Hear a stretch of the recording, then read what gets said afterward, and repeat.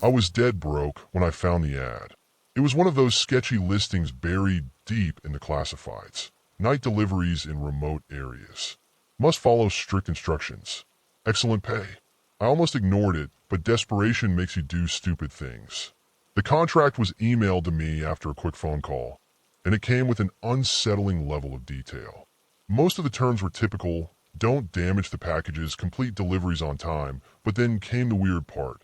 Do not knock or ring doorbells. Do not look through windows. Do not engage with anyone, even if spoken to. Under no circumstances accept tips. It sounded ridiculous, but I figured rich eccentrics probably paid well, and the paycheck was more than enough to ignore my unease.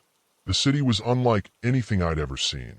It wasn't on any map I checked, and when I drove in on that first night, the silence was deafening. Every street looked abandoned, with faded signs, cracked sidewalks, and buildings that seemed ready to collapse.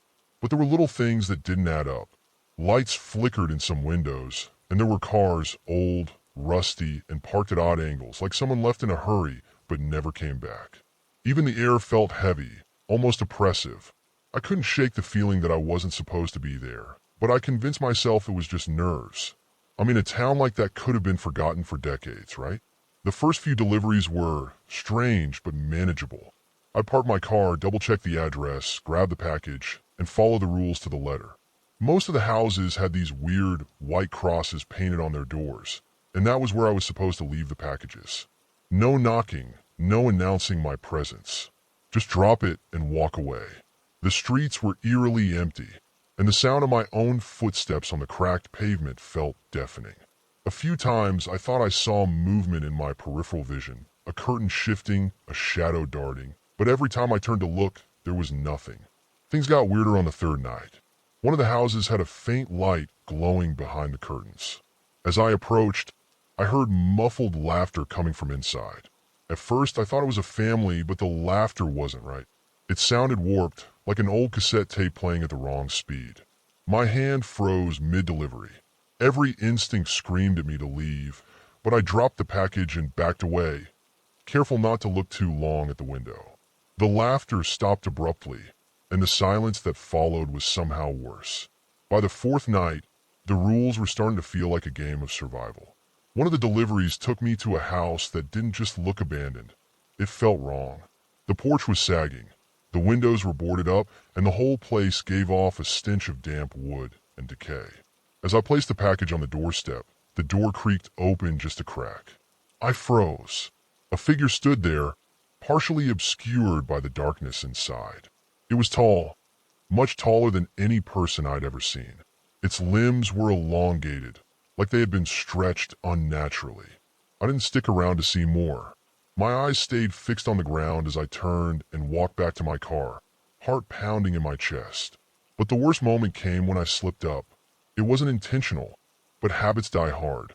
As I walked past the house, I caught movement from the corner of my eye and glanced at the window. What I saw made my blood run cold. Inside, there was a room full of people, or what looked like people.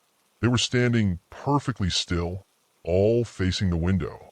Their faces were blank, almost featureless, but their eyes, they glowed faintly, like the embers of a dying fire. For a second, I was too shocked to move.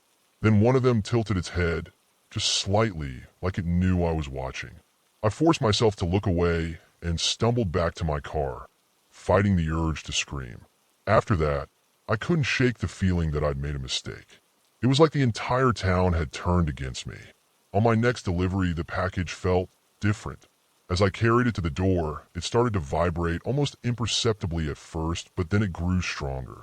There was a faint sound too, like someone whispering just out of earshot. I held my breath and tried not to think about it. When I placed the package down, I swear it moved slightly, as if something inside had shifted. My stomach churned, but I followed the rules. Drop it, turn around, and leave. I didn't look back. Later that night, the streets themselves started playing tricks on me. Roads I'd driven down before suddenly ended in dead ends. Some of the houses seemed to swap places, and a few were missing entirely. I thought I was imagining things until I drove past one house I knew I had delivered to earlier. The white cross on the door was gone, replaced by deep scratches, like claw marks. As I tried to figure out where I was, I noticed something in my rearview mirror, a dark figure standing at the edge of the street, just barely visible in the fog. My hands gripped the steering wheel as I sped off, but when I glanced back again, it was gone. On my sixth night, the job felt like a trap I couldn't escape. One of the deliveries took me to a street I hadn't seen before. It wasn't on the map, and my GPS had stopped working hours ago. The houses here were worse than the others. Almost skeletal, their frames sagging as if the weight of time itself was crushing them. The air was thick, and I could feel it in my lungs like breathing through wet cloth. The address matched, though, and the package was marked with an unfamiliar symbol, something that looked ancient and unsettling. I didn't recognize it, but just holding the package made my skin crawl.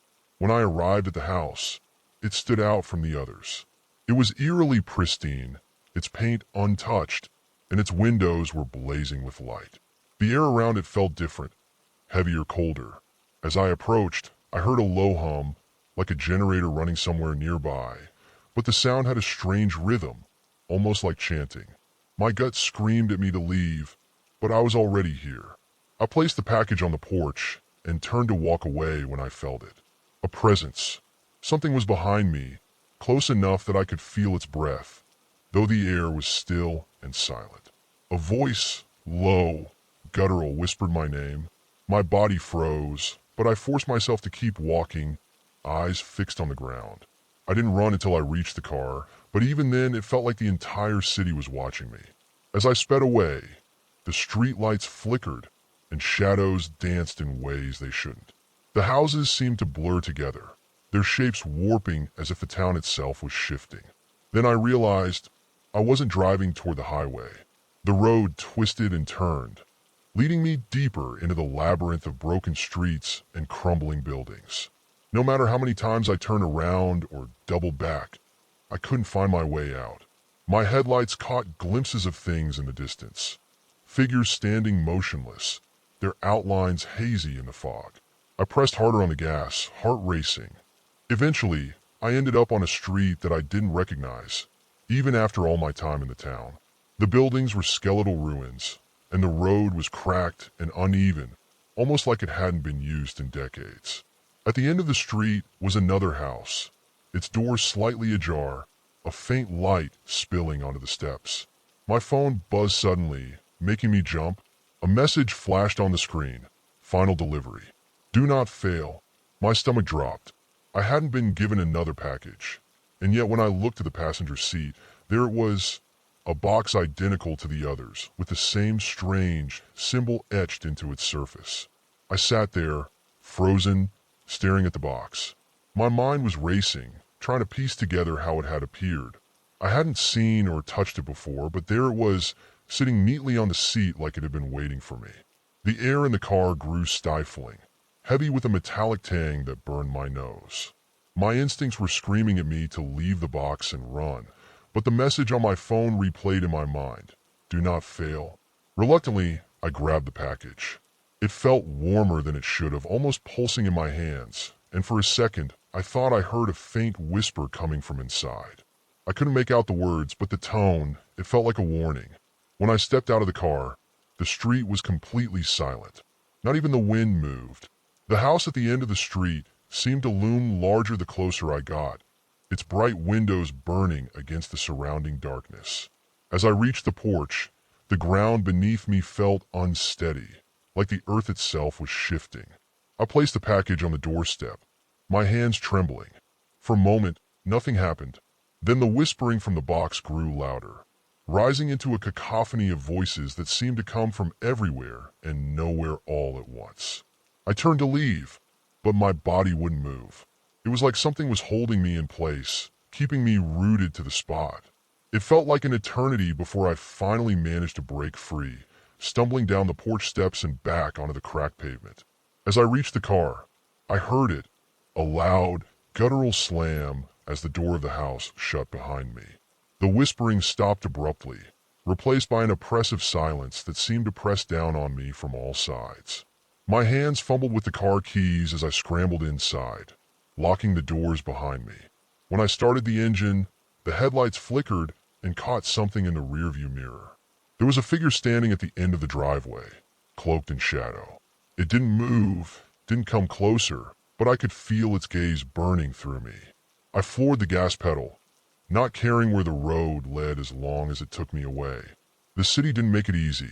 Streets looped back on themselves. Signs pointed in contradictory directions, and the same ruined buildings seemed to appear over and over, like I was trapped in a maze. The further I drove, the darker the city became. The streetlights blinked out one by one, leaving only the faint glow of my headlights to cut through the encroaching blackness. Just when I thought I'd never escape, the road ahead opened up, leading me onto the highway. I didn't question it. I just kept driving, my knuckles white as I gripped the steering wheel. When I finally reached my apartment, I thought I was safe. The city was miles behind me, and the weight that had been crushing my chest seemed to lift. I turned off my phone, not wanting to risk another cryptic message, and locked every door and window in the place. For the first time in what felt like hours, I allowed myself to exhale. I tried to convince myself it was over, that whatever the town was, it couldn't follow me here. But deep down, I knew it wasn't that simple. The silence in my apartment was unnerving, and every creak or shift in the walls made my stomach lurch. The next morning, I woke to a knock at the door. My heart sank. I hadn't told anyone where I lived, and I definitely wasn't expecting visitors. Slowly, I walked to the door, peering through the peephole. There was no one there, but when I opened it, my blood turned to ice. Sitting on the doormat was a package identical to the ones I'd been delivering, the strange symbol etched deeply into the surface. My name was scrawled across the top in jagged handwriting that didn't look entirely human.